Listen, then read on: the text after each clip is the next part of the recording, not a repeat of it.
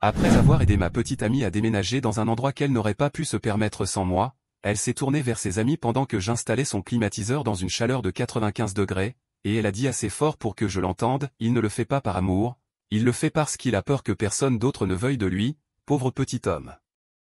Ils ont tous ri pendant que je me tenais là, trempé de sueur, en train de percer le mur. Quand j'ai fini, elle ne m'a même pas dit merci, elle m'a juste regardé avec dégoût et a lancé, tu es utile quand tu te tais, maintenant va réparer les étagères, espèce de débile, et essaie de ne pas tout gâcher comme tu l'as fait pour notre anniversaire. J'ai juste ri de ça et je suis parti. Cette nuit-là, j'ai fait quelque chose de plus gros qui a tout gâché. Hier, elle est arrivée à mon travail, les cheveux en bataille, les yeux rouges, hurlant dans le parking comme une folle en disant que je ruinais sa vie. Bon, alors je tape ça à genre 2 heures du matin parce que je suis toujours en colère, je ne peux pas dormir, et honnêtement, je veux un peu voir si quelqu'un d'autre a vécu ce genre de situation. Si vous cherchez une fin heureuse ou du développement personnel ou quoi, fermez cette page maintenant, parce que je ne suis pas zen du tout avec ça et je ne compte pas l'être. Je veux qu'elle ressente ça. Donc, pour le contexte, je m'appelle Jensen, 29 ans, pas de titre de job ou quoi que ce soit, mais j'ai des compétences pratiques acquises au fil des années en réparant des trucs pour moi-même quand je ne pouvais pas me permettre de payer quelqu'un. Bref, il y a quelque temps, je vendais mon ancien climatiseur sur Marketplace. Rebecca m'a contacté, est venue, et il s'avère qu'elle voulait en fait de l'aide pour comprendre comment gérer la climatisation défectueuse de son appartement. Elle a plus de plantes que de bon sens, je jure, et ce tout petit appartement est bien plus cher que ce qu'un être humain normal devrait payer pour un placard glorifié dans cette ville. On s'est bien entendu parce qu'elle a ri de ma blague sur ces succulentes mourantes qui semblaient avoir vécu une guerre. Elle a demandé de l'aide pour une étagère, et une chose en a mené une autre, on a commencé à traîner ensemble, puis à sortir, puis j'ai commencé à passer la moitié de mes semaines chez elle. Avance rapide de quelques mois, elle est obsédée par ce nouvel endroit qui est encore plus cher, elle veut l'appartement de ses rêves et dit que ce sera facile avec mon aide, qu'elle prendra un colocataire pour la 2e chambre, mais franchement, après 2 semaines de visite, j'ai compris que j'étais en fait son plan de secours. Elle a des amis riches, mais ils vivent tous chez leurs parents, et elle veut leur montrer qu'elle est indépendante ou je ne sais quoi. Je ne suis pas stupide, j'ai vu les signes. Elle a une offre de bail, mais ne peut pas le gérer seule, elle me demande si je veux co-signer juste pour les papiers, babe, ce n'est pas un gros deal, ai-je dit. Seulement si je vis aussi là, et elle a répondu bien sûr, évidemment. Donc, on emménage. Enfin, surtout moi qui déplace des cartons pendant qu'elle prend des selfies pour Biréal ou je ne sais pas quoi, montrant sa vue qui est en fait juste un mur de briques et un parking. Mais peu importe, ses amis viennent l'aider mais passent leur temps à manger la pizza que j'ai payée et à discuter de à quel point cet endroit est adulte. Moi, je suis à grosse goutte en portant ses affaires IKEA sur 3 étages parce que l'ascenseur est en panne. Et là, ça devient bizarre. Son ami Daniel fait cette remarque sur le fait que certains mecs aiment vraiment être nécessaires, et Rebecca rit un peu trop fort. Je laisse passer, car je me dis peu importe, je suis le seul à faire quelque chose. Mais ensuite, ça continue, des petites piques combo, Jensen peut probablement réparer ça, il est bon pour ça au moins ou il est tellement patient, moi, j'aurais déjà pété un câble. Et je commence à me sentir plus comme un réparateur qu'un petit ami. Le jour où tout a éclaté, il faisait près de 95 dehors, il faisait carrément plus chaud à l'intérieur.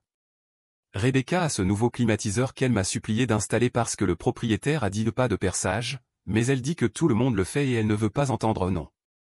Alors, je suis dans sa chambre, où il y a 2 ventilateurs pointés vers ses plantes, pas même vers elle. WTF. Je suis couvert de sueur, en train d'essayer d'aligner le support, elle est dans le salon avec ses amis Daniel, Phyllis et Teresa, en train de regarder un défi TikTok et de se disputer pour savoir qui est la plus désastreuse. Je les entends à travers la porte ouverte, puis assez fort pour que je l'entende, Rebecca dit, il ne le fait pas parce qu'il m'aime, il le fait parce qu'il a peur que personne d'autre ne veuille de lui, pauvre petit homme. Daniel rit, Phyllis renifle vraiment et Teresa dit quelque chose du genre waouh, brutal, mais elle sourit aussi. Je m'arrête de percer, je reste là, avec la sueur qui me coule dans le dos, tenant un tournevis comme un idiot. Elles ne font même pas semblant de chuchoter. Rebecca continue, elle dit je suis utile quand je me tais et dit à ses amis de patienter, elle va me faire réparer les étagères que j'ai abîmées la semaine dernière, et peut-être que je ne vais pas encore tout gâcher comme pour notre anniversaire. Donc, ouais, j'ai terminé l'installation, je n'ai rien dit, j'ai remis son stupide porte-plante exactement comme il était, serré comme je pouvais, je suis allé dans le salon, personne n'a levé les yeux de leur téléphone. Je suis resté là un moment, j'ai regardé Rebecca faire défiler son fil Instagram avec ses amis qui rigolaient. J'ai dit c'est fini, et elle a juste levé les yeux, a roulé des yeux et a dit bien, maintenant va réparer les étagères que tu as bousillées et la prochaine fois, ne gâche pas mon anniversaire. Pas même un merci, alors j'ai ri, pas même un faux rire, juste un de ces tu te fous de moi, rire. Daniel fait une tête comme si j'étais fou, Teresa dit oh, il est énervé et Rebecca hausse les épaules, ne me regarde même pas. Alors j'ai pris mon sac, j'ai claqué la porte derrière moi. En sortant, elle m'a envoyé un texto à peine 10 minutes plus tard, juste des points d'interrogation puis t'es où, comme si rien ne s'était passé. Je n'ai pas répondu. Elle a appelé, j'ai laissé sonner. Plus tard, elle a posté une histoire passive-agressive sur les hommes qui ne peuvent pas supporter une femme forte, avec un emoji pleurant, puis l'a supprimée. Ça ne m'a même pas affecté, je suis rentré chez moi, j'ai balancé ma chemise dans le panier à linge et je me suis juste assis sur mon canapé, mon téléphone vrombissant. J'étais en colère, AYO, pas triste, juste en colère, genre, j'ai passé des mois à tout faire pour elle, à sacrifier mon temps, mon argent, mon crédit, et elle n'a jamais respecté rien de tout ça, elle voulait juste que je sois là pour réparer ses trucs, payer ses affaires et la faire briller devant ses amis. J'ai commencé à penser à toutes les choses qu'elle n'aurait pas si ce n'était pas pour moi, le climatiseur, les étagères, son bail, son internet, la moitié de la cuisine, même le dépôt de garantie, tout ça c'était moi. J'ai appelé mon père, je lui ai dit ce qui s'était passé, et il m'a dit, ne laisse pas les gens t'utiliser, fils, ne laisse pas les gens penser qu'ils peuvent t'exploiter. J'ai répondu, ouais, je sais. Alors voilà, je ne suis pas le genre de gars à rester là à me faire rire dessus. Elle veut me traiter comme son simple bricoleur? Très bien, mais elle va bientôt découvrir ce que ça fait réellement quand quelqu'un qu'elle pense être pathétique. Elle arrête d'être utile. J'ai déjà commencé à bouger ce soir. Je vais rester légal, mais je ne vais pas laisser ça passer. Elle va regretter d'avoir ouvert sa bouche. Et avant que quelqu'un ne le dise, ouais, je sais que je me suis mis dans cette situation, mais je ne vais pas la laisser me marcher dessus à nouveau. Si elle veut jouer à des jeux, elle va vite comprendre qui a besoin de qui. Si vous avez déjà eu quelqu'un qui vous traite comme ça, vous savez que d'autres mises à jour arrivent bientôt. Ça va devenir réel. Mise à jour 1. Alors, merci à tous ceux qui ont commenté sur mon dernier post ou même ceux qui l'ont juste lu, je m'en fiche. J'avais besoin de ventiler. Je ne m'attendais pas à ce que tant de gens aient vécu des choses similaires, c'est un peu fou.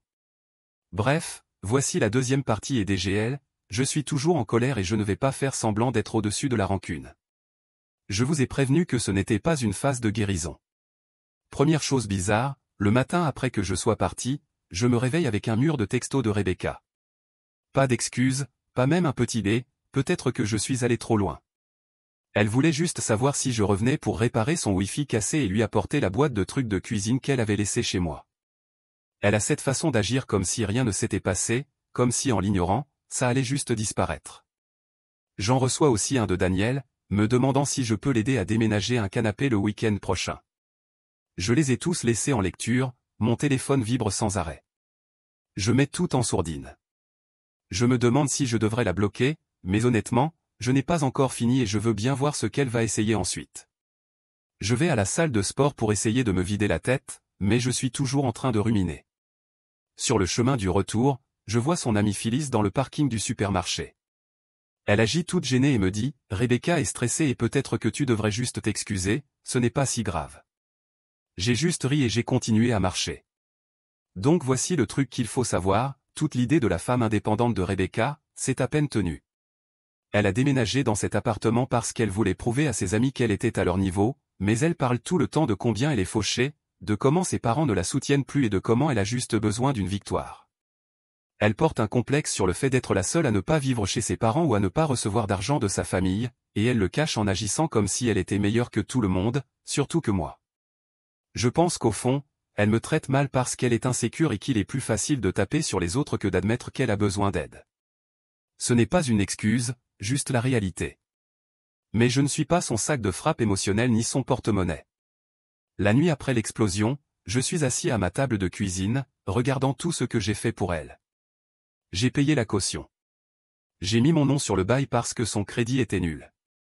Elle a dit que ce n'était qu'un chiffre, pas qui elle était. J'ai configuré Internet.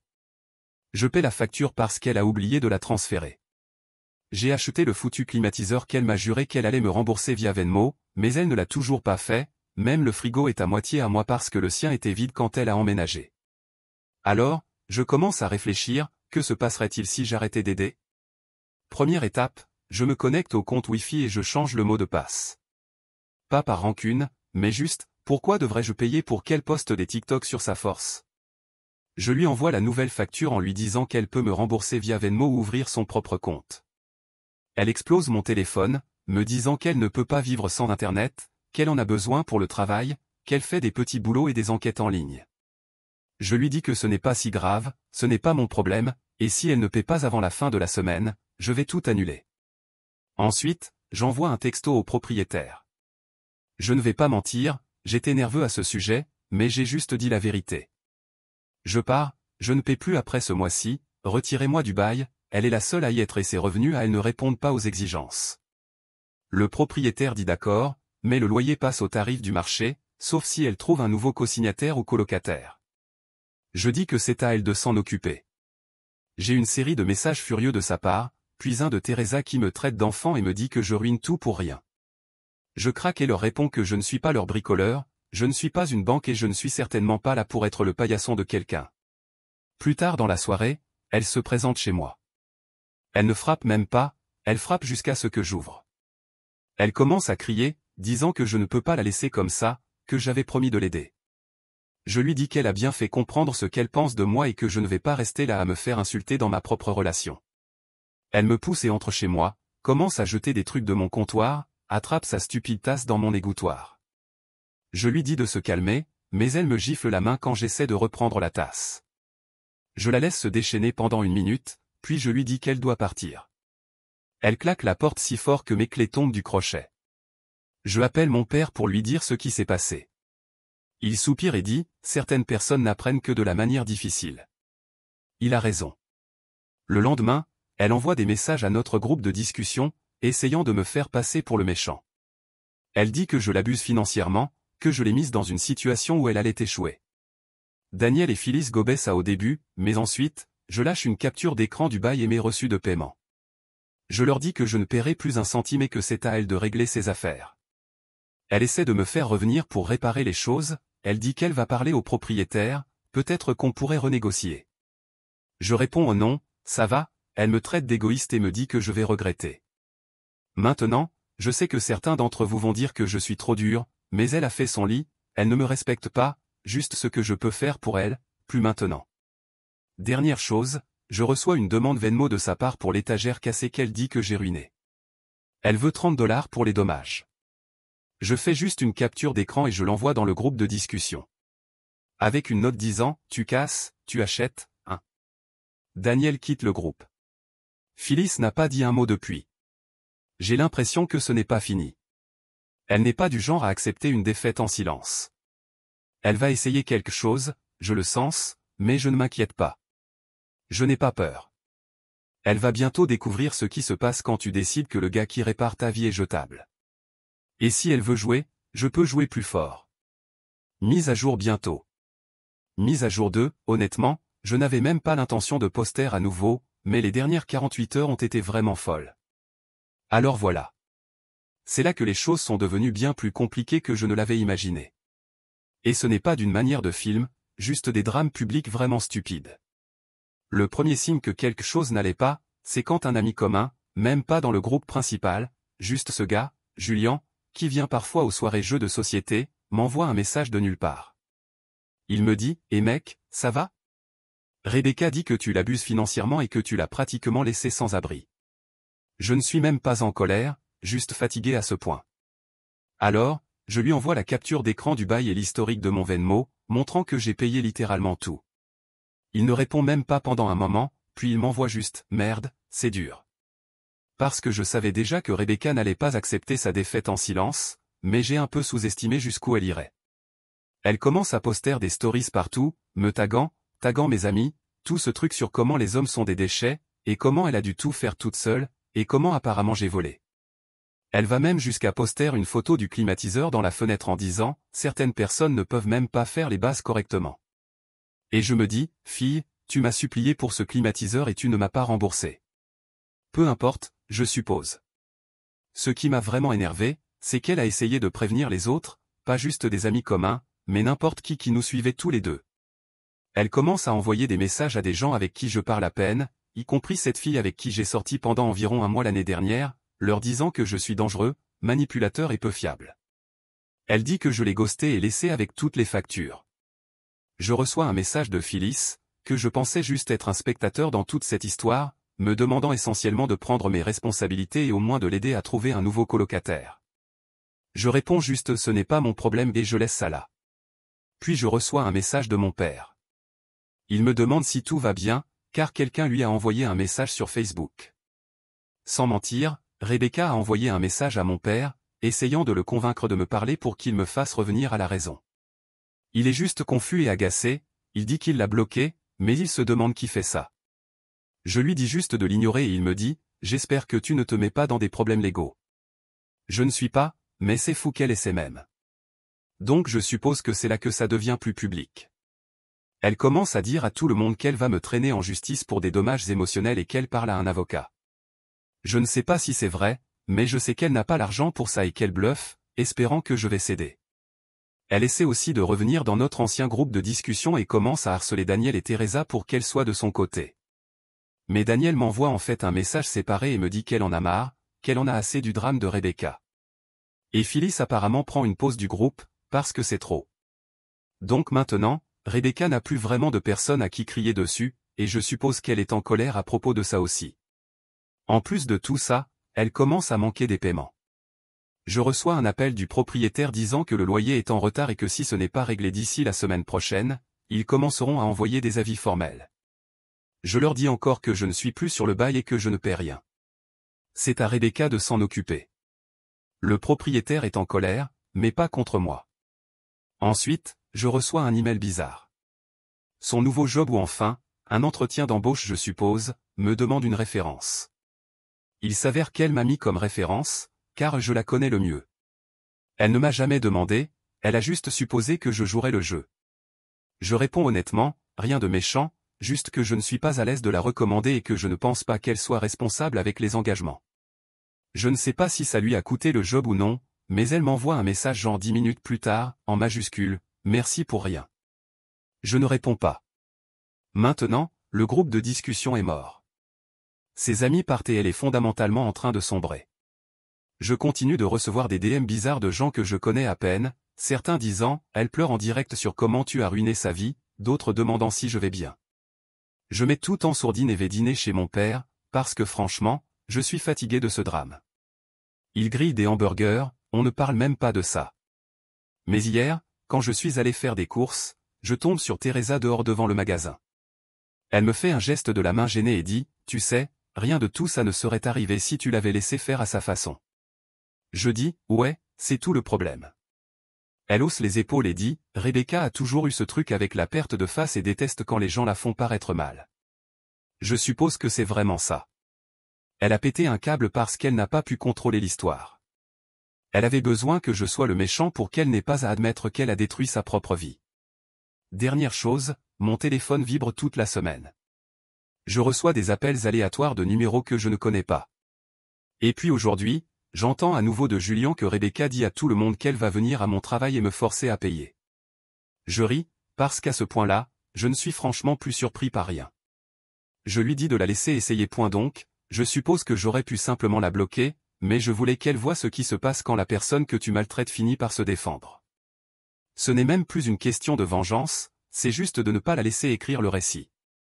Je me fiche que les gens me croient ou non. Je sais ce qui s'est passé et ceux qui comptent le savent aussi. Elle dit que j'ai ruiné sa vie. Je dis qu'elle l'a fait elle-même. Mais apparemment, ce n'est pas la fin, car j'ai entendu dire qu'elle prévoit quelque chose pour demain. J'ai hâte de voir quelle sera sa prochaine étape. Je mettrai à jour si ça devient encore plus fou. Restez à l'écoute, mise à jour finale. Donc voilà, voici la 4e partie. Et si vous pensiez qu'elle allait partir en silence, vous n'avez pas rencontré Rebecca. Je pensais que c'était fini après qu'elle ait tout effacé de ses réseaux sociaux et essayé de traîner mon nom dans chaque groupe de discussion de la ville.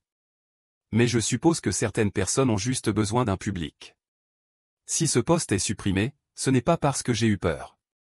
C'est parce que j'en ai franchement fini avec tout ce bordel. Tout a commencé de façon assez ennuyeuse et tranquille, après tout le scandale public en ligne. J'ai juste arrêté de m'en soucier, j'ai tout mis en sourdine, j'ai même supprimé Instagram pendant un moment juste pour ne pas voir son nom apparaître. Mon père m'a appelé plusieurs fois pour savoir si je voulais venir dîner. Et j'y suis allé, juste pour m'éloigner de mon téléphone. Il m'a demandé si elle était toujours dans son jeu. J'ai répondu, seulement quand quelqu'un la regarde. Et il a juste secoué la tête. Le jeudi est arrivé, une journée normale. Je m'occupais de mes propres affaires. Je reçois ce message de Julien qui dit simplement « Eh, juste un avertissement et puis plus rien ». Je pensais que peut-être il avait encore des problèmes avec sa voiture ou quelque chose comme ça. Mais ensuite, je vérifie mon téléphone et je vois comme 3 appels manqués d'un numéro inconnu. C'est un peu bizarre, mais peu importe. Je ne rappelle plus les numéros inconnus, pas après la semaine dernière. Puis, vers l'heure du déjeuner, je suis dehors en train de prendre à manger et je vois une voiture arriver beaucoup trop vite, se garer de travers, occupant de place. C'est Rebecca et elle a l'air épuisée. Ses cheveux sont en bataille, son visage est rouge, elle porte ce vieux sweat que je n'ai pas vu depuis l'année dernière. Elle sort, claque la porte et commence à crier, avant même d'être à moitié traversé le parking. Ce genre de cri qu'on entend avant qu'une vidéo de bagarre ne devienne virale. Sauf que c'est réel, pas drôle. Elle dit, « Tu as ruiné ma vie, tu es un lâche, tu vas payer pour tout ce que tu as fait. » Je réagis à peine, je reste là avec mon sandwich. Les gens nous regardent, elle agite son téléphone en disant qu'elle a des preuves que je l'ai abusée, que tout le monde va savoir ce que je suis vraiment. Je lui dis de se calmer et de parler normalement, mais elle ne m'écoute pas. Elle essaie de me pousser pour entrer, je bloque la porte. Elle pousse mon bras. Je recule, elle essaie d'ouvrir la porte quand même. Je lui dis, « Tu dois partir. » Elle jette son téléphone par terre, commence à pleurer puis à crier, puis à pleurer à nouveau, tout ça en 30 secondes. La sécurité sort et demande ce qui se passe. Elle commence à leur crier dessus aussi, disant que je suis son ex et que je l'ai piégé dans un bail, que je lui dois de l'argent. Je dis à la sécurité, on s'est séparés, elle est en colère à propos du loyer, c'est tout. Il lui demande de partir. Elle refuse et essaie de passer devant eux. Elle gifle l'un des gardes quand il lui prend le bras. Et voilà, ils appellent du renfort. Tout le monde regarde maintenant, les gens sont dehors avec leur téléphone, bien sûr, mais personne n'aide. Je suis juste là, sandwich oublié, pendant qu'elle hurle que c'est à cause de moi qu'elle ne peut pas payer ses factures, qu'elle ne peut pas trouver un autre endroit, qu'elle ne peut pas trouver un travail. La sécurité finit par la faire sortir de la porte, mais elle continue de crier après moi, disant que je l'ai rendue faible, que je l'ai embarrassée devant tout le monde et que je suis le vrai problème. Je continue de dire, « Tu dois partir, je ne veux pas faire ça, tu dois partir. » Ils finissent par la faire monter dans sa voiture, elle claque la porte si fort que ça résonne. Elle reste là un moment, la tête sur le volant. J'ai failli m'approcher, mais je m'arrête. Je retourne juste à l'intérieur. Je vois quelques personnes que je connais, elles sont juste gênées, elles ne disent rien. Plus tard, je vérifie mon téléphone et je vois un message de Phyllis, que s'est-il passé avec Rebecca? Je ne réponds même pas. Plus tard dans la soirée, je reçois un appel du propriétaire. Il me dit que Rebecca est officiellement partie, elle a raté la date limite du loyer, il change les serrures et elle est responsable de tout ce qui reste impayé. Il me demande si j'ai une adresse de réexpédition pour elle. Je réponds non. Je suppose qu'il n'y a pas une fin sage où je deviens une meilleure personne ou quoi que ce soit. J'ai juste arrêté de laisser quelqu'un me traiter comme de la merde. Si elle voulait me faire passer pour le méchant, tant mieux. Je ne m'en préoccupais plus. Le jour suivant, j'ai reçu une série de textos de numéros inconnus, certains menaçants, d'autres suppliants, d'autres juste bizarres, mais je les ai tous ignorés. Mon père m'a demandé si j'allais bien. J'ai répondu ouais, ça va, honnêtement. Je ne me sens pas mal. Elle a joué, elle a perdu. Les gens comme elle n'apprennent jamais vraiment. Ils trouvent juste une nouvelle personne à blâmer. J'ai entendu de Julien qu'elle essaie de squatter sur le canapé de Daniel, mais Daniel ne répond plus à ses appels. Je ne dis pas que je suis fier de tout ce que j'ai fait, mais je ne regrette rien. Je lui ai donné plus de chance qu'elle ne le méritait, et quand elle m'a montré qui elle était, j'ai enfin cru. Tu ne peux pas traiter les gens comme de la merde, puis pleurer quand ils s'en vont et emportent tout avec eux. C'est la vraie vie, pas pas une triste histoire que tu racontes à tes amis pour te donner bonne conscience. Donc voilà. Si tu as déjà laissé quelqu'un te marcher dessus, et qu'il pète un câble quand tu arrêtes de les aider, sache que tu n'es pas seul. Parfois, la seule façon de gagner, c'est de partir et de les regarder se détruire. Je m'en vais.